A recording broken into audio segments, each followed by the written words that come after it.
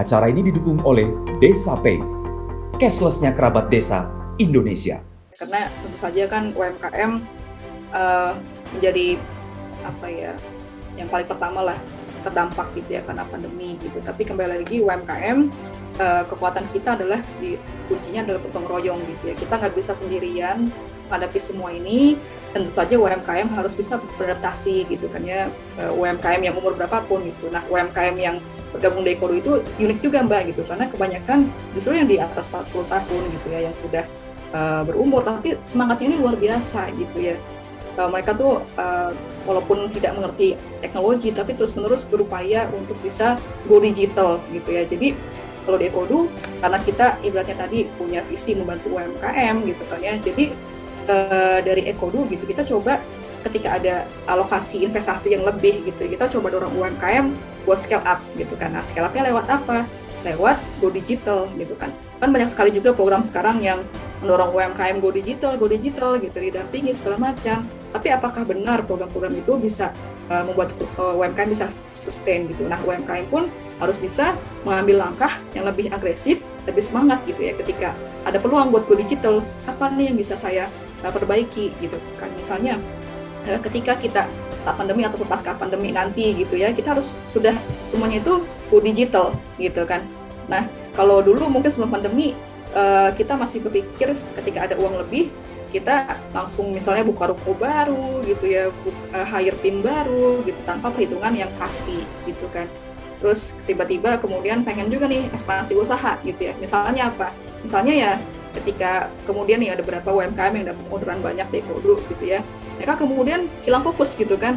Oh saya pengen usaha ini Mbak, budidaya lele dan segala macam. Padahal dia tuh udah 10 tahun fokus di bidang bambu misalnya, kerajinan bambu dan segala macamnya, dan itu sudah punya banyak klien gitu kan. Nah ini yang menjadi pelajaran juga bagi UMKM. Makanya ketika pandemi gitu ya, UMKM harus gimana sih gitu kan. Ketika ada uang lebih, kita kemudian mulai sadar buat belajar investasi, buat saving dana darurat, baik itu untuk usaha ataupun keluarga gitu ya. Dan kita pun jadi lebih ngerem ya Mbak. Kalau misalnya dulu saya juga sama nih sebagai pengusaha kan, ya dulu ketika ada uang kita pengennya hire tim baru segala macam gitu kan. Tapi ketika kita pandemi gitu, walaupun ada uang lebih, kita coba lebih peka gitu ketika ambil keputusan. Nah, karena sebagai pemilik UMKM kita kan leaders ya. Leaders ini ketika kita saying yes, kita saying no kepada setiap peluang gitu ya, kita bisa itu bisa memberikan impact jangka pendek bahkan jangka panjang buat usaha kita. Jadi UMKM jadi bisa lebih terasah gitu kan tentang cara mengambil keputusan yang lebih baik gitu. Dan ketika ada sebuah peluang gitu kan ya, kita coba execute, kita coba eksekusi dengan keterbatasan apapun gitu kan. Tapi itu justru membuat kita lebih bisa efisien dan efektif. Makanya bagi UMKM gitu ya, pertama ya kita melihat bahwa bisnis itu tidak hanya sekedar produk gitu kan. Kita harus bisa adaptasi dengan market. Nah, market ini saat pandemi mereka udah nyaman dengan go digital gitu ya. Semua beli makanan pun bisa online, beli emas pun sekarang bisa online gitu ya, lewat pegadaian gitu kan. Jadi sudah ibaratnya tidak ada border, tidak ada jarak gitu ya dengan peluang-peluang yang ada. Tapi justru itu menjadi sebuah masalah juga gitu. Kenapa? Karena dunia kan berisik banget ya Mbak, jadinya semua promosi, semua go digital. Nah, tapi ada satu aset penting juga yang kita perlu tetap jalin gitu ya, yaitu adalah SDM-nya. Makanya UMKM, walaupun ibaratnya masih sedikit timnya gitu, 1-2 orang, jadikanlah itu sebagai jalan buat teman-teman UMKM buat bisa terus berkembang gitu kan, dan juga mengasah leadership kita sebagai pemimpin UMKM seperti itu. Jadi selanjutnya adalah kita harus bisa kemudian memikirkan nih ketika kita pandemi banyak krisis gitu ya, next step-nya adalah kita harus bisa meleverage ataupun meningkatkan skala usaha kita. Dengan cara apa gitu? Kalau dulu sebelum pandemi mungkin ya tadi kita agresif ekspansi gitu kan ya. Tapi kemudian saat pandemi kita kemudian bisa punya waktu buat ngerem, memikirkan kembali tentang operasional bisnis kita gitu ya. Apa sih target usahanya gitu? Apa sih yang menjadikan kita ingin membangun usaha kita?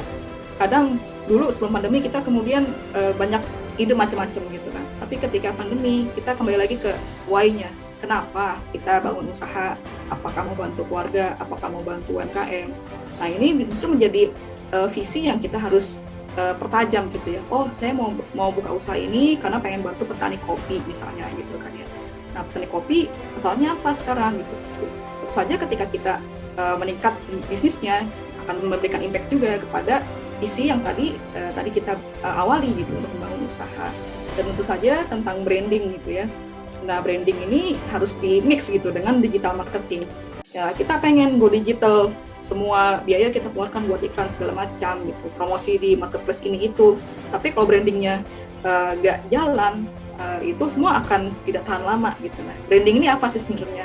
Branding ini ya experience ketika klien menghubungi kita, mau beli produk kita gitu ya, terus kemudian komplain, apa sih ya pelayanan yang kita berikan, pengalaman yang kita berikan kepada klien gitu, sehingga mereka kemudian teringat-ingat terus nih gitu, oh beli di tokonya Pak Joko ini baik banget loh, istrinya pun baik banget ke saya gitu, diberikan lebih terus segala macam gitu. Jadi experience ini yang kadang UMKM juga nggak ngerti gitu Mbak. Jadi pengennya laku aja produknya gitu kan, padahal kalau udah laku terus apa lagi? Kan kita bisa jalin relasi dengan klien yang udah beli dan segala macamnya. Nah, ini harus bisa UMKM melihat secara jangka panjang, mulai dari go digital, branding gitu ya, dan bahkan kalau teman-teman UMKM pun peka gitu, semua itu kan bisa lihat langsung dari bagaimana sih Pegadaian itu men-treat karyawannya, men-treat nasabahnya gitu kan ya.